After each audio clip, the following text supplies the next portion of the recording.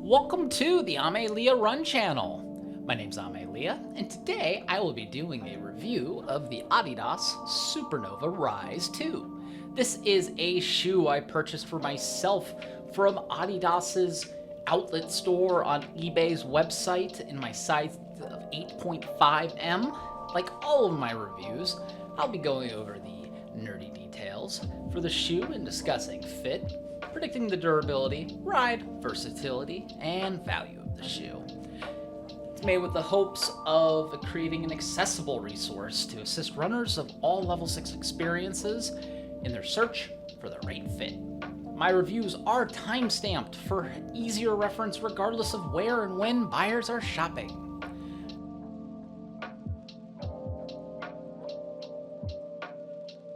Getting into the nerdy details for the Adidas Supernova Rise 2. At first glance, you might miss this shoe. It's a solid, high-cushioned, advertised as max cushion, daily trainer with a weight of 9.7 ounces with a 36mm heel, 26mm forefoot stack for a 10mm drop. It features Adidas's Dream Strike Plus Piba foam and protected by a generous layer of Adidas's AdiWear rubber outsole. The Supernova Rise 2 is priced at a shockingly low price, folks. It's listed as $75. I see it on sale often for anywhere between $35 and $40 as of late. Part of that has to do with the fact that the Supernova Rise 3 has since come out. When I first started testing the shoe, the 3 had been right on the cusp of coming out.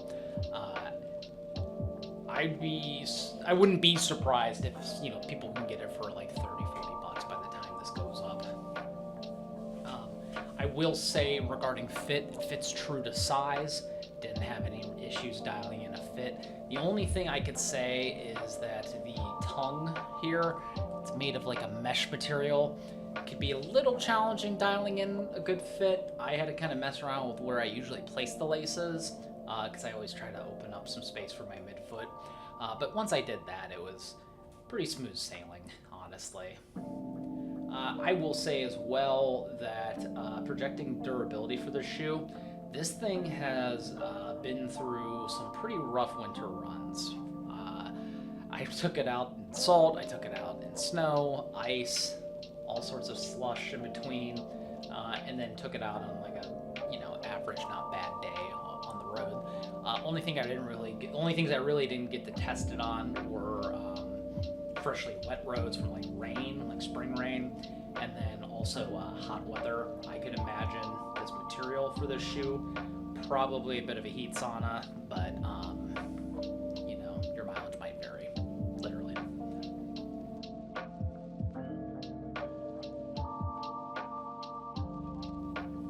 Getting into the ride for this shoe, pretty smooth, really. I wouldn't call it a max cushion plush ride that you might come to expect from when you hear people say max cushion shoes. That's why I kind of eased the brakes a bit there, pumped the brakes, I should say, and had said that it's more like high cushion.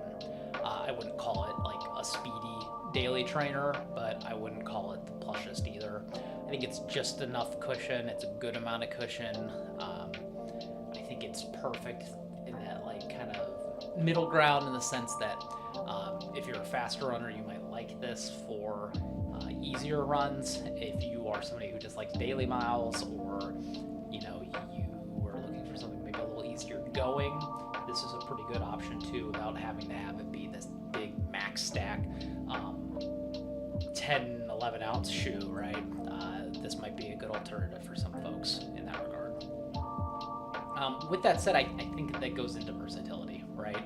I think that the shoe's versatility is really ultimately dependent on the runner, which you can make that argument for just about any shoe, but I think it's especially true with this shoe. I think that it has a lot of different uses. It just depends on what you're looking for as a runner.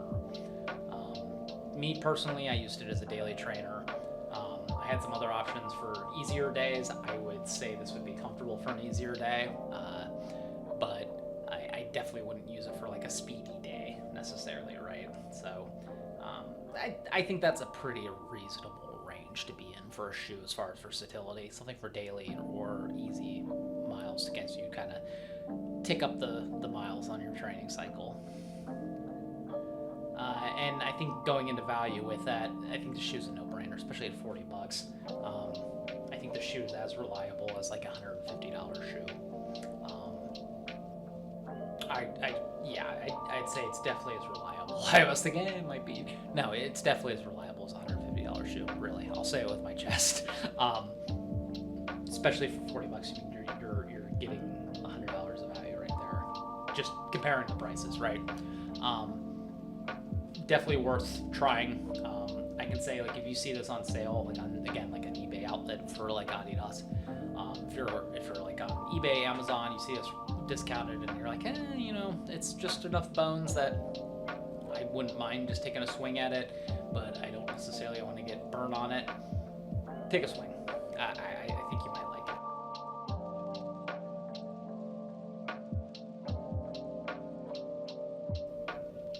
Getting into final thoughts for the Adidas Supernova Rise 2.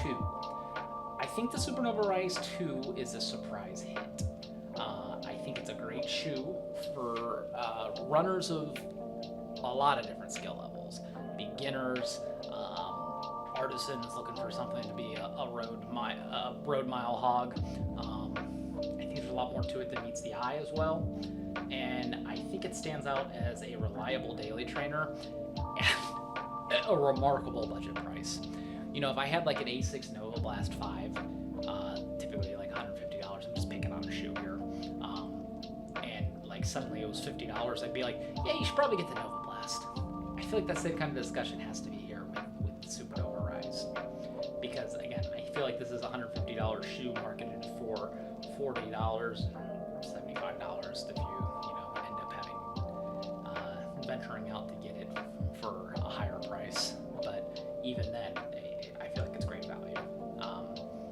Give it a shot. Honestly, I would say that this is a pretty safe bet for runners of ball walks. So I hope you found this review helpful. I hope you found it interesting. Please consider subscribing. I make reviews weekly, and I've been trying to put out a couple shorts a week. If you have any questions, let me know in the comments, and I will see you all in the next review.